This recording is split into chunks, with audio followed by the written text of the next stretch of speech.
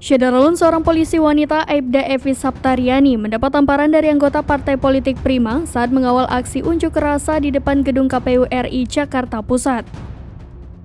Dilansir Kompas.com, peristiwa tersebut terjadi pada Rabu 14 Desember 2022 yang kemudian dilaporkan Aibda Evi ke Polda Metro Jaya.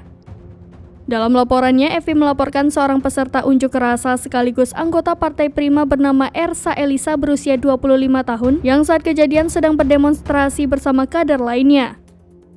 Menurut Zulpan, kejadian bermula saat Evi dan anggota kepolisian sedang mengawal aksi demonstrasi yang digelar oleh para kader Partai Prima di gedung KPU RI Jakarta Pusat.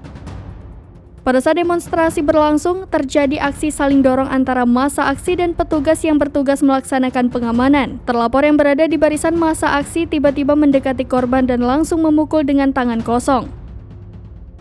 Atas kejadian itu, Evi pun terjerat terlapor menggunakan pasal 212, 352, dan 355 Kitab Undang-Undang Hukum Pidana. Evi juga melampirkan bukti rekaman CCTV kejadian dan surat tugas.